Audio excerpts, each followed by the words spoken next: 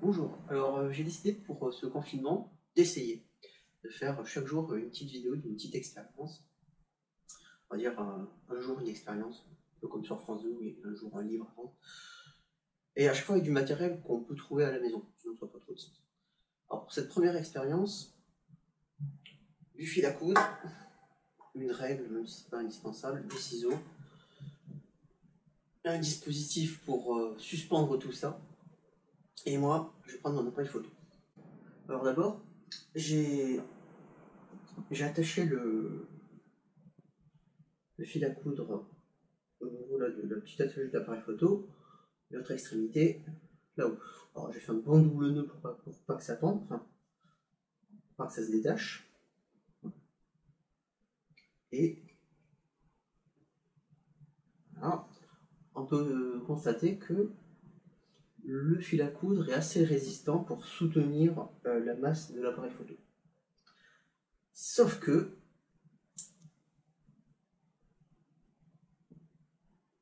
si je lâche l'appareil photo,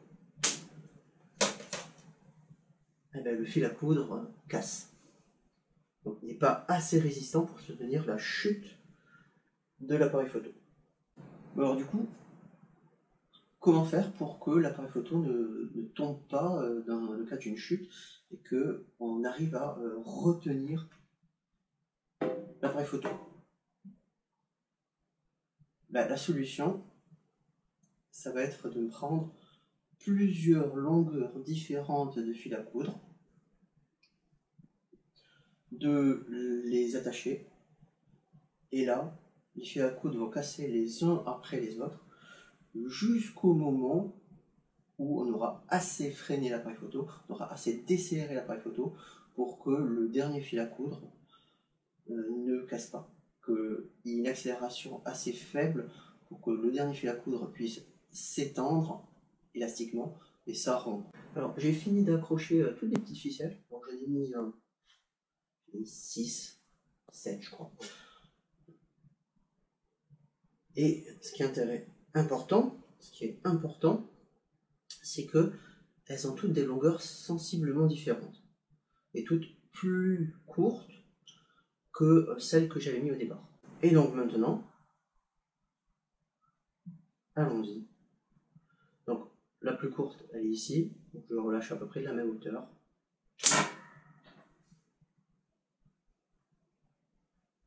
Et voilà. Alors, comme vous avez pu voir, hein, j'ai pris de la sécurité, il y en a encore 4 qui n'ont pas lâché, qui n'ont pas cassé. Il y en a 3 qui ont lâché, donc j'en avais mis 7. Qu'est-ce qui est important là-dedans? Vous êtes en train de dire, ouais, il suffit de prendre une petite ficelle plus résistante, puis mon appareil photo, quand on n'aurait pas cassé, l'appareil photo ne serait pas tombé. Oui, mais en fait, ce qui est important, c'est aussi ce qu'il y a dans l'appareil photo. Il y a tout un dispositif de lentilles, de moteur qui est assez sensible. Et on peut même adapter ça à l'être humain. En fait, ce qui est important, ce qui est dangereux, c'est pas la chute, c'est l'arrêt. En fait, le corps humain est capable d'encaisser pas mal de G, c'est-à-dire une décélération assez importante. Je crois que de mémoire, c'est à peu près 20 G. Donc le corps humain peut encaisser une décélération de 20 G en restant vivant.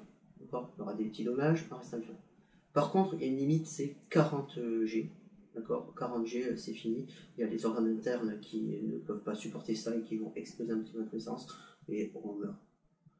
10 G, tout le monde peut encaisser 10 G sans, avec un petit peu d'entraînement. D'accord, les cascadeurs, etc.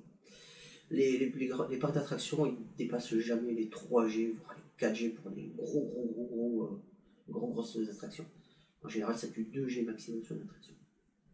Alors le problème, voilà, c'est la décélération, c'est l'accélération négative que peut encaisser le corps. Et c'est ça en fait qui va tuer les gens lors de chute. C'est pour ça qu'en escalade, on n'a pas des cordes rigides, on a des cordes qui sont légèrement élastiques. Ça permet à la corde de s'étendre et d'encaisser donc cette décélération du corps. Et bien là, en fait, on a une autre solution, c'est de prendre des cordes qui vont casser successivement jusqu'à desserrer le corps assez pour que la dernière ne casse pas. Alors, une façon de voir, c'est que lors de la chute, le corps gagne de l'énergie cinétique, de la vitesse, et que pour desserrer un corps, ce qu'il faut, c'est convertir cette énergie cinétique en une autre énergie. Et bien alors là, ce qu'on fait, c'est que en fait, à chaque fois que la corde va casser, il y a une partie de cette énergie cinétique qui est dissipée dans la rupture de la corde. Au moment où la corde se tend, elle gagne de l'énergie élastique, et au moment où elle cède, elle gagne de l'énergie. Il y a une dissipation d'énergie également au niveau de la rupture. Du coup, en fait, l'appareil photo, là en l'occurrence, le corps humain, ce qu'il va faire, c'est que il va perdre de l'énergie cinétique qu'il va donner aux cordes successivement jusqu'à ce qu'on dissipe totalement l'énergie cinétique du corps. Alors, en escalade, on n'utilise pas tout à fait ce principe, encore que quand on fait de la via ferrata, on a la longe qui nous accroche au fil de vie. Et cette longe, elle est assez courte.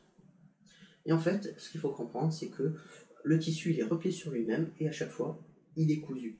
Et donc, quand on tombe, en via ferrata, hop, les coutures cèdent les unes après les autres, il y a la dissipation d'énergie cinétique du corps humain, jusqu'au moment où on est totalement arrêté. Voilà. Je vous remercie, puis je suis heureux de faire d'autres petites expériences comme celle-ci. Un petit peu. Je vais essayer d'en faire une par jour. Voilà. Je vous souhaite une bonne après-midi ou une bonne soirée.